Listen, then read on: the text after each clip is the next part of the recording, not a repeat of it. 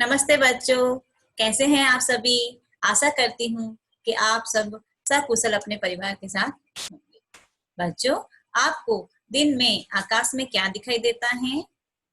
सूरज, और रात में चांद और तारे। ऐसे ही हम एक तारों की दुनिया के बारे में जानेंगे। तारों की दुनिया में जिसको लिखने वाले कौन है? जयंत विष्णु नार्लिकर, जो हमारे भारत के विशेष बहुत प्रसिद्ध साइंटिस्ट थे, वैज्ञानिक थे, और उनके बारे में हम जानेंगे। उनका जन्म 19 जुलाई 1978 में हुआ था। कोल्हापुर में और महाराष्ट्र में हुआ था। ये भारतीय भौतिक वैज्ञानिक थे। ये ब्रह्मांड में स्थिर अवस्था सिद्धांत के विशेषज्ञ थे, और ब्रह्मांड अर्थात पूरी जो यूनिवर्सल होती है, ब्रह्मांड होता है, उसके जो कहा जाता है कि वो स्थिर अवस्था के सिद्धांत, उनके जो स्थिर जो पृथ्वी होती है वो क्या होती है? स्थिर। इस सिद्धांत के वो विशेषज्ञ थे। उन्हें कई पुरस्कारों से सम्मानित भी किया गया था। उन्हें कई पुरस्कार भी मिले थे। नार्लिकर ने विज्ञान के लिए कार्य करते हुए उसे लोकप्रिय बनाया। उन्होंने विज्ञान के क्षेत्र में सिर्फ काम ही नहीं किया, बल्कि उसे लोकप्रिय भी बनाया, और जन जन तक उस विज्ञान की हर एक प्रसिद्धि और विशेषताओं को उन्होंने हर एक जनता तक पहुंचाया। उन्हें अक्सर हम दूरदर्शन या रेडियो पर लोकप्रिय भाषण देते हुए या फिर सवालों के जवाब देते हुए हमें देखा जा सकता है या सुना जा सकता है। तो बच्चों, आपने उनको देखा ही होगा दूरदर्शन पर या फिर रेडियो पर, उनके कई विज्ञान से संबंधित सवालों के प्रश्नों के उत्तर देते हुए। तो बच्चों, ये उनकी विशेषता थी। तो बच्चों, हम अध्याय की ओर जाएंगे। इस लेख का प्रमुख उद्देश्य क्या है? उद्देश्य यह है कि इसके द्वारा लेखक जयंत विष्णु नार्लिकर जी इसके द्वारा सूर्य, चंद्रमा, तारों और ग्रहों के बारे में विज्ञान सम्मत जानकारी देना चाहते हैं। विज्ञान से संबंधित जानकारी देना चाहते हैं। विज्ञान सम्मत हिंदी शब्दावली, विज्ञान से संबंधित जो हिंदी शब्दावली है से परिचित करवाना, और पौराणिक कथा, पुराणों में जो कथाएं लिखी गई थी उनमें नक्षत्र मंडल की जो उपस्थिति की जानकारी भी देना चाहते हैं। धर्मशास्त्र और आधुनिक विज्ञान, धर्मशास्त्र में रिलीजियस जो बुक्स है हमारी, उसके अनुसार, और आधुनिक मॉडर्न साइंस के अनुसार ध्रुव तारा जो आप आकाश में देखते हो, जो आपको एक जगह अटल दिखाई देता है, उसकी स्थिरता का प्रमुख कारण बताना। विज्ञान के संबंध भी और धर्मशास्त्र के अनुसार भी ध्रुव तारे के बारे में बताना। और पौराणिक मान्यताएं, पौराणिक मीन्स पुराणों से जो पुराणों के अनुसार जो मान्यताएं हैं, उस रूढ़ियां मीन्स जो भी बुराइयां हैं, अंधविश्वास जिसपे हमने अंधाधुंध विश्वास कर लिया है, और वैज्ञानिक दृष्टिकोण के बीच समानता, इक्वलिटी और डिफरेंसेस दोनों को समझाना, दोनों अलग अलग, उनको दोनों तरह से समझाना, उन्हें समानता भी बताना और उसमें अंतर भी बताना कि दोनों में क्या अंतर है। तो बच्चों, इस लेख के द्वारा हमें यह जानकारी मिलती है। आगे बढ़ेंगे अध्याय की ओर। तारों की दुनिया में फर्स्ट पैराग्राफ। खुले आकाश में सूर्यास्त के बाद, खुला जब आकाश होता है तो अब सूर्य प्लस अस्त जो संधि विच्छेद है, दो वर्णों से मिलकर बना हुआ है, सूर्य प्लस अस्त के बाद, सूर्यास्त के बाद हमें तारे दिखाई देते हैं। कहाँ दिखाई देते हैं? आकाश में। सूर्य के क्षितिज, अर्थात क्षितिज का अर्थ होता है जहां पर धरती और आकाश दोनों का मिलन जो हमें दिखाई देता है, उसे क्षितिज कहते हैं। क्षितिज के नीचे जाने पर भी कुछ समय तक आकाश में हल्का प्रकाश छाया रहता है। जब सूर्य क्षितिज के नीचे चला जाता है और कुछ समय तक आकाश में हल्का सा प्रकाश रहता ही है, जब वह प्रकाश भी लुप्त हो जाता है, खत्म हो जाता है, छुप जाता है, तब क्रमशः सीरियली जब तारे आकाश के पर्दे पर दिखाई देते हैं, आकाश में दिखाई देते हैं, वे कहाँ से आते हैं? तो बच्चों, आप बता सकते हो आकाश में तारे कहाँ से आते हैं? आपको पता ही है कि आकाश में तारे हमेशा रहते हैं, सिर्फ सूर्य की चमक के कारण हमें नहीं दिखाई देते हैं।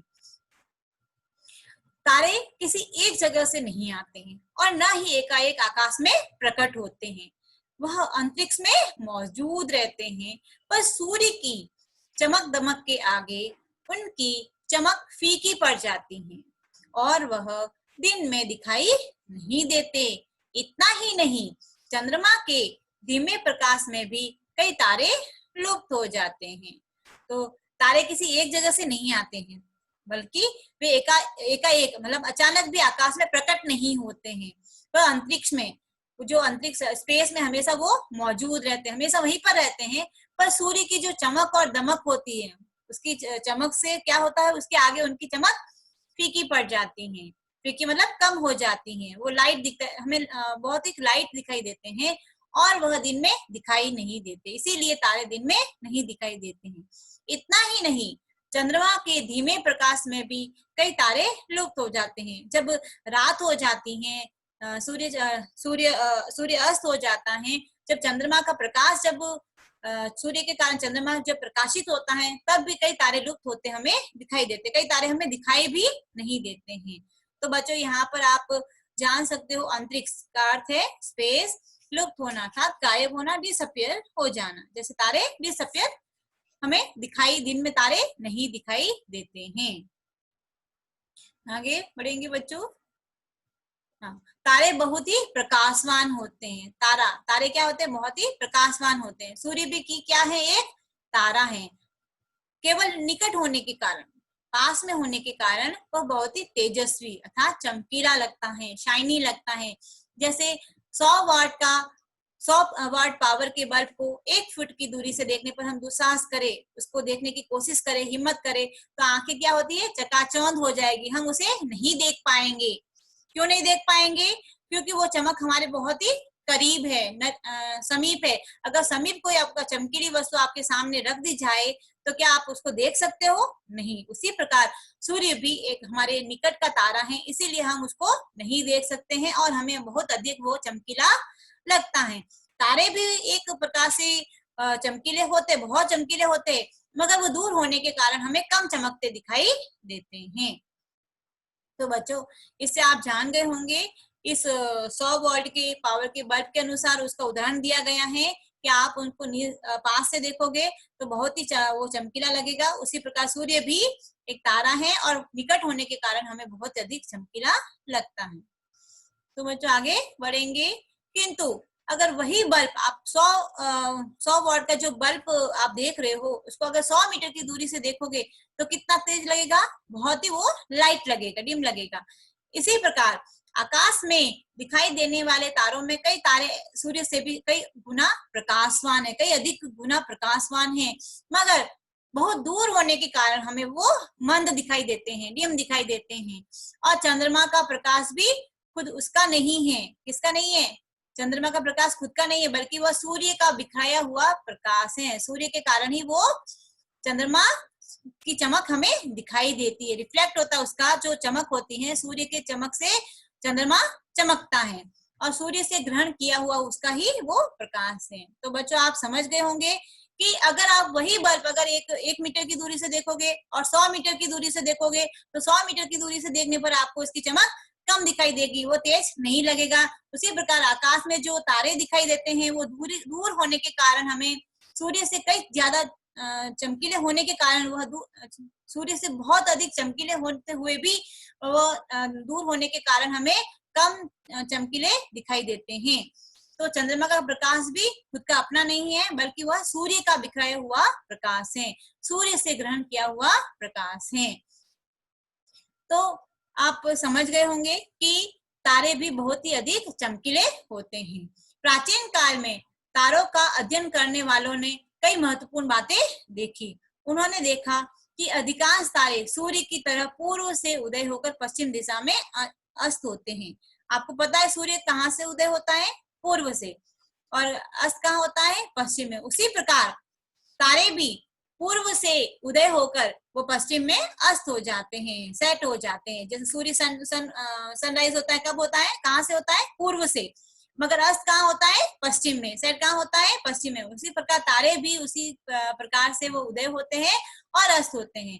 पर तारा एक ऐसा तारा है जो कक्षा में घूमने के बजाय स्थिर नजर आता है। अब ऑर्बिट में वो घूमने की बजाय हमें क्या दिखाई देता है, स्टेबल दिखाई देता है, एकदम स्थिर दिखता है। वही है ध्रुव तारा। हम ध्रुव तारे के बारे में अगर हम जानना चाहते हैं तो ध्रुव तारा कौन सा है? जो स्टेबल है, जो स्थिर है।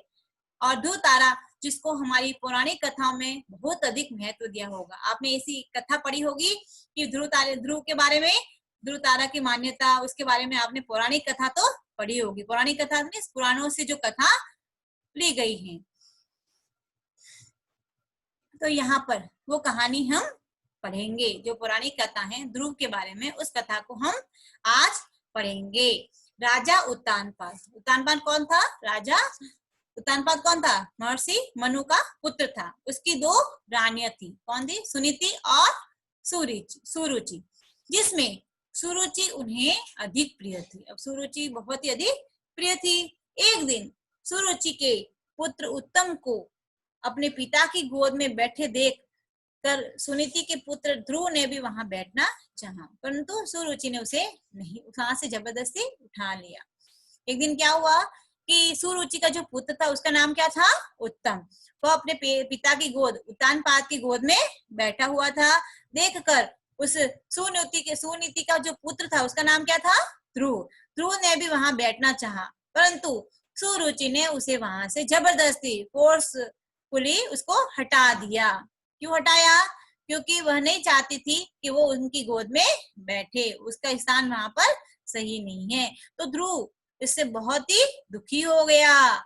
इस घटना से क्षुब्ध होकर बालक ध्रुव ने भगवान शंकर की कड़ी तपस्या की, बहुत अधिक तपस्या की। आखिर भगवान प्रसन्न होकर बोले, बेटा वर मांगो। वर अर्थात वर एक क्या है? अनेकार्थक शब्द है। एक वर का अर्थ होता है गुरु और एक वर का अर्थ होता है वरदान, गुण। तो उन्होंने कहा कि बेटा तुम वर मांगो। तो ध्रुव ने ऐसे स्थान की मांग की जहां से उसे हटाया न जा सके। उसने ऐसी जगह की मांग क्यों की? क्योंकि उसकी माँ जो सुरुचि थी वो उसको अपने पिता की गोद में नहीं बैठने दे रही थी। इसीलिए उसे बहुत बुरा लगा और वो दुखी हुआ और वह चाहता था कि वो हमेशा अपने पिता की गोद में बैठे। वो जहां पर भी बैठे उसे कोई वहां से हटा ना सके। इसीलिए उसने अपनी स्थिरता का वरदान मांगा कि उसे कोई भी वहां से हटा न सके। जहां पर भी वो जाए वहां से उसे कोई भी हटा न सके।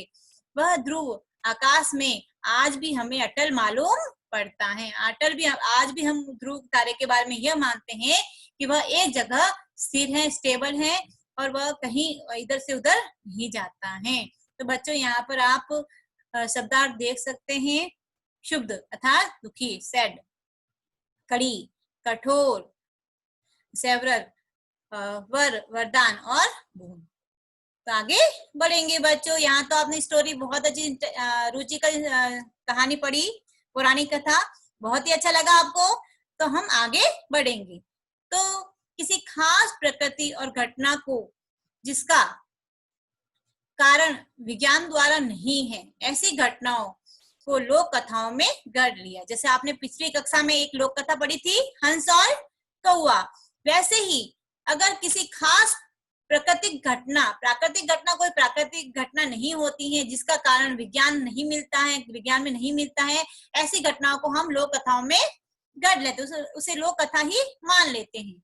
लेकिन जैसे जैसे विज्ञान उन्नति करता जाता है, कारण और मीमांसा भी आगे चलकर हो ही जाती है। कारण अर्थात उसका रीजन जो होता है, विज्ञान जैसे जैसे उन्नति कर रहा है उसके कारणों को भी जान रहा है और हमारे विचार भी आगे चलकर आगे बढ़ रहे हैं। उसके कारण में विचार उनसे संबंधित हमें मिल भी जा रहे हैं और फिर लोक कथा एक मनोरंजन कहानी के रूप में ही रह जाती है। और जब उसका साइंटिफिक रीजन मिल जाता है कि वह घटना क्यों हुई थी, ये रीजन क्या था, उसका कारण क्या था, तो उसके बाद वो सिर्फ वो जो पौराणिक कथा या लोक कथा होती है सिर्फ मनोरंजन कहानी के रूप में ही उसको मान लिया जाता है, उसको विशेष महत्व नहीं दिया जाता है।